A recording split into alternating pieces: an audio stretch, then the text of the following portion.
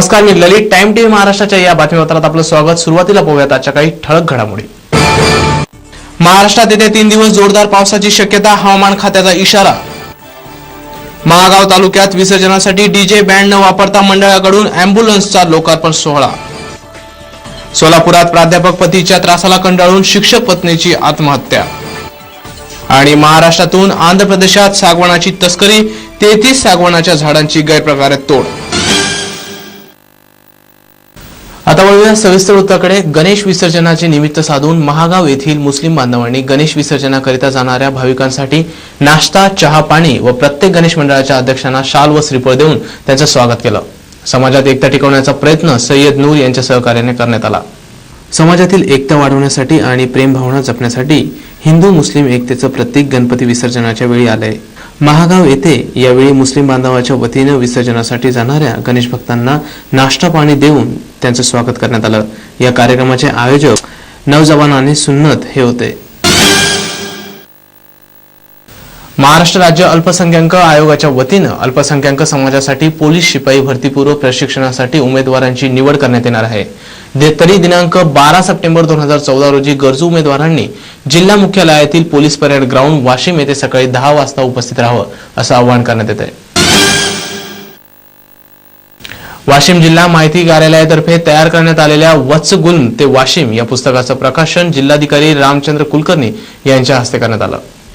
जिल्ह्यातील पर्यटन, पायाभूत क्षेत्र, रस्ते, पाणी, वीज आदी महत्वाच्या घटकांमधील बदलांची नोंद या माहिती पुस्तिकेत घेण्यात आली आहे.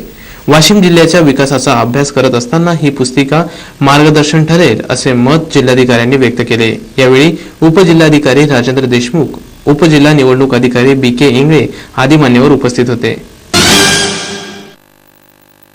महाराष्ट्रात सर्वत्र होणाऱ्या पावसामुळे बऱ्याच ठिकाणी सतर्कतेचा इशारा देण्यात आलाय. महाराष्ट्रात येत्या 3 दिवसात अतिवृष्टीचा इशारा हवामान खात्याने दिलाय.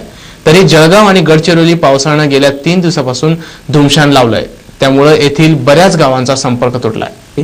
दडी मारून बरसलेल्या पावसाने पुन्हा एकदा दमदार कमबॅक केलाय. पुढच्या 3 दिवसात महाराष्ट्रात मुसळधार पावसाचा अंदाज हवामान खात्याने व्यक्त केलाय. पुढच्या 2 दिवसात विदर्भ आणि मराठवाड्याला जोरदार पावसाचा तडाखा बसण्याची शक्यता आहे.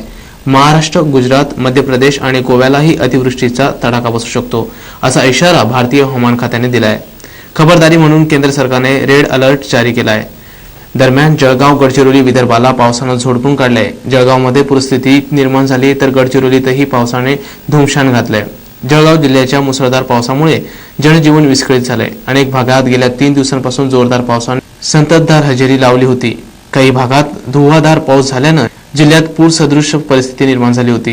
पुराचं पाणी काही गावात आल्यानं काही गावांशी संपर्क तुटला आहे. गडचिरोलीतही पावसाने धुमशान घातलं असून पूरस्थिती निर्माण झाली आहे. जळगावात संततधार पावसामुळे नद्या, नाले तुडुंब भरून वाहत आहेत. पुराचं पाणी काही गावात आल्यानं काही गावांशी संपर्क तुटला तर शहरातील मेहरून तलाव ओसंडून वाहतोय. त्यात जामनेर तालुक्यातील देवपिंपरी गावाला पुराचा वेढा पडलाय. जळगाव जिल्ह्यातील चोपडा शहराबरोबर इतर तालुक्यांमध्ये गेल्या 24 तासांपासून संततधार सुरू आहे. तर गडचिरोलीत गेल्या 2 दिवसापासून सुरू असलेल्या संततधार पावसामुळे पूरस्थिती निर्माण झाली. पावसामुळे पर्णकोटा आणि प्राणहिता नदीला पूर आलाय. सिरोंचा आणि भामरागड तालुक्यातील 200 गावांचा अजूनही संपर्क तुटलाय असून या गावांमध्ये वीजही बंद झाली. तसेच धुळ्यातील पांझरा नदीला पहिल्यांदाच पूर आल्याचं दिसून आलंय. काल परभणी महानगरपालिकेचे महापौर प्रताप भैया देशमुख यांच्या हस्ते शहरातील अनेक प्रभागांमध्ये रस्त्याचं उद्घाटन करण्यात आलं. यावेळी आमदार बाबा जानी, विरोधी पक्षनेते भगवान वाघमारे आदी मान्यवर उपस्थित होते. अनंत चतुर्थीच्या दिवशी शिवशक्ती गणेश मंडळ, हिरव संगम तालुका महागाव यांच्यातर्फे अँब्युलन्स लोकार्पण सोहळा पार पडला. या सोहळ्याचे अध्यक्ष तहसीलदार V घुगे हे होते. हा सोहळा पत्रकार गजानन वाघमारे यांच्या हस्ते पार पडला. या गणेश मिरवणुकीत डीजे आणि बँड न लावता या मंडळाकडून ही अँब्युलन्स समाजासाठी अर्पण करण्यात आली. अतिशय स्तुत्य अशा या उपक्रमाचे समाजातून कौतुक करण्यात येत आहे. या सोहळ्यासाठी प्रमुख पाहुणे म्हणून विजय बोंबिलवार हे होते. पुढची बातमी क्राईमची. सोलापुरात प्राध्यापक पतीच्या त्रासाला कंटाळून एका शिक्षक पत्नीने गळफास घेऊन आत्महत्या केली.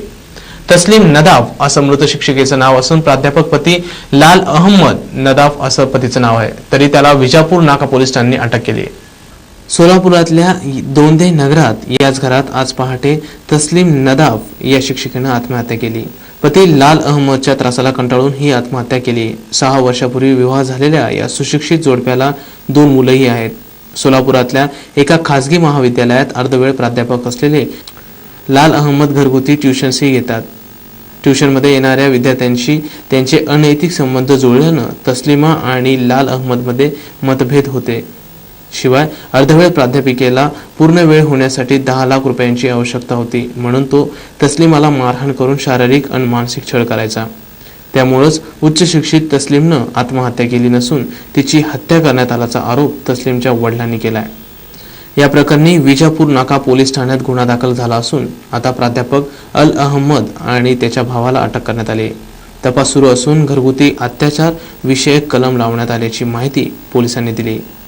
याविषयी अधिक माहिती केली असता बालकृष्ण साळुंके, पीआय विजापूर नाका पोलीस स्टेशन सोलापूर यांनी दिलेली ही माहिती. मेरी लड़की तस्लीम नदाफ, उसको शादी होने से 6 महीने से तकलीफ चालू थी.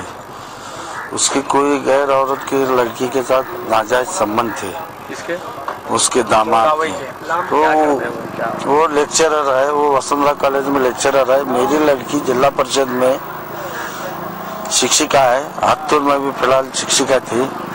और ये जो है हमेशा ऐसा करने के बाद लाना छोड़ना जमात बटाना ऐसा बार बार होते गया. होने के बाद 4 महीने 4-6 महीने पहले एक बार आकर घर पर मार कर गया. गली के लोग छुड़ा कर भेजे. फिर उसके बाद में वसुंधरा कॉलेज के परमानेंट जॉब के लिए पैसे की मांगनी करने लगा. टॉर्चर इन्होंने किया है. अब हमारी मांग ये है कि मुझे न्याय मिलना चाहिए. मेरी बच्ची नाक इनका शिकार हो गई. मेरे को कोर्ट से न्याय मिलेगा इस उम्मीद रखता हूँ. आज तस्लीम नदाफ या महिलेने 27 वर्षाच्या महिलेने गर्भपात लावला. त्या संदर्भात तिचे वडील अब्दुल वाहिद नदाफ यांनी तक्रार दिल्यामुळे आपल्याकडे गुन्हा दाखल करण्यात आला आणि त्याचा तपास चालू आहे. त्या तपासामध्ये जे काही निष्पन्न होईल त्या पद्धतीने आम्ही अधिक तपास करणार आहे. तिला वारंवार त्रास देत होते. काही नाही काहीतरी कारणाशिवाय शिवाय पैशाची मागणी करत होते. त्या सर्व कारणामुळे तिने गर्भपात लावली. महाराष्ट्रातून सागवान लाकडाची तस्करी आंध्र प्रदेशमध्ये होण्याचं प्रमाण वाढलंय. महागाव येथून बोरगाव बीट क्रमांक 483 मधील 33 सागवान वृक्षांची तोड करण्यात आली असून त्यांची तस्करी होत असल्याचं सांगण्यात येत आहे. महाराष्ट्राला तशी बऱ्यापैकी सागवानांची जंगले लाभली आहेत. त्यात महागाव येथील बोरगाव हा सागवानाचं जंगल असलेला भाग. मात्र येथून या झाडांची तोड करून त्यांची तस्करी होत असते. यावेळी जागेची पाहणी करत असताना घटनास्थळी आंध्र प्रदेशातील दारूच्या बाटल्या व इचोडा या गावातील डॉक्टरांची चिठ्ठी सापडल्याने सदर सागवान भरलेली वाहन हे ज्या मार्गावर वन विभागाचा तपासणी नाका नाही त्या मार्गाने आंध्र प्रदेशात नेल्याचे बोलले जात आहे. हा सर्व प्रकार वन परिक्षेत्रातील कर्मचारी मुख्यालयी राहत नसल्याने होत आहेत. मागील कित्येक दिवसापासून ही तस्करी होतच असल्याचं सांगण्यात येत आहे, परंतु प्रशासन मात्र याकडे कानाडोळा करत असल्याचं दिसतंय. आगामी विधानसभेचं केव्हाही बिगुल वाजू शकते. या पार्श्वभूमीवर टाइम टीव्हीने बातचीत केली आहे भोसरी विधानसभेचे इच्छुक उमेदवार महेश लांडगे यांच्याशी. सर्व पत्रकारांसमोर मीडियासमोर मी सांगितलं होतं की माझा निर्णय हा माझे कार्यकर्ते घेतात. मी कुठल्या पक्षाच्या कडे उमेदवारी मागितलं नाही, पण पक्षाकडे इच्छुक असल्याचं मी कळवलेलं आहे राष्ट्रवादीकडं.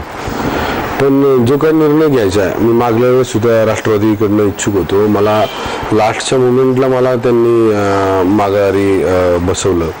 त्यामुळे माझ्या कार्यकर्त्यांना थोडी नाराजी होती. त्यावेळेस मी कार्यकर्त्यांची समजूत काढली. पण ह्यावेळेस मी माझा पूर्णपणे निर्णय माझ्या कार्यकर्त्यांवर ठेवला.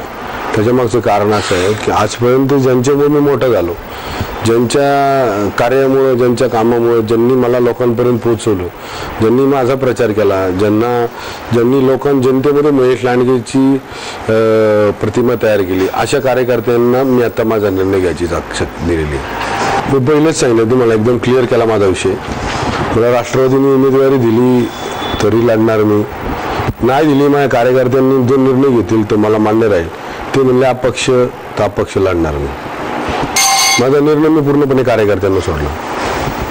मी कुठल्या पक्षाकडून इच्छुक आहे ह्याच्यापेक्षा महत्त्वाचं काय आहे की मी निवडणूक लढणार हे महत्त्वाचं आहे.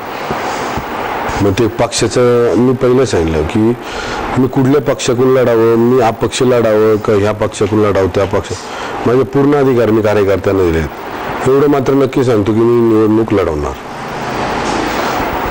मी एका वाक्यात सांगतो, मी या मतदारसंघात महेश लांडगे व्यक्तिगत मोठं होईल असं कुठलं काम करणार नाही. लोकांच्या हिताची कामं करणार, लोकांना खोटी आश्वासनं देणार नाही. जे लोक सांगतील ते काम करणार, लोकांना खोटी स्वप्न दाखवणार नाही, खोट्या आशा देणार नाही, जेणेकरून लोकांचा विश्वास माझ्यावर उडला जाईल.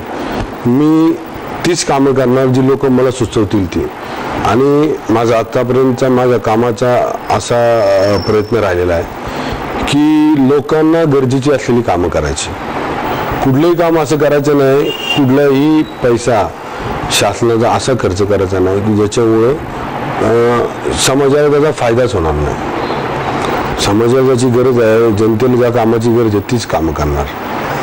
मला वाटतं 10 ते 12 वर्ष झाली गाव समाविष्ट होऊन, 12 वर्ष झाली गाव समाविष्ट झाली.